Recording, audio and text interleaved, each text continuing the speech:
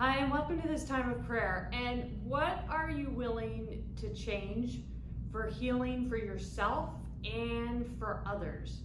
Think about that. What in your life needs to change so that not only do you receive healing, but also the people around you? So for today, I've got Matthew, the 8th chapter, verses 5 and 6. When Jesus went to Capernaum, a centurion approached, pleading with him, "Lord, my servant is flat on his back at home, paralyzed, and his suffering is awful."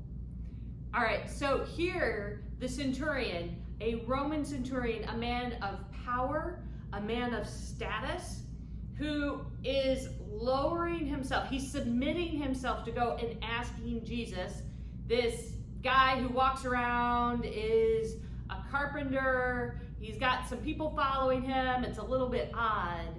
He's willing to go ask for help from him. Not higher up, not someone with more power, but instead, this centurion so cares about his servant that he is willing to go to somebody that has a lower status than him.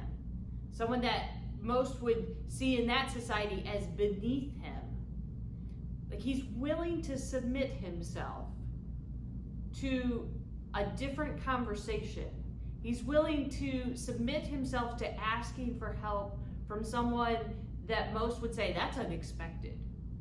And so here in this moment, we get a sense of what he's willing to do so his servant finds healing. And what's interesting is that we're so focused on whether or not the servant is going to find healing. But even in this power struggle, this difference of how this should go, the centurion's actually inviting healing for himself, of saying you're better than others, you're above. And so to turn that around for ourselves, because that may not be our issue, we may not feel that way, but a sense of how our healing, being concerned about someone else's healing, may in turn impact our own healing. And so to think about that, what needs to change? What are you willing to do? Who are you willing to ask for help from? What steps or practices are you willing to take for healing for someone else and for yourself? Pray with me.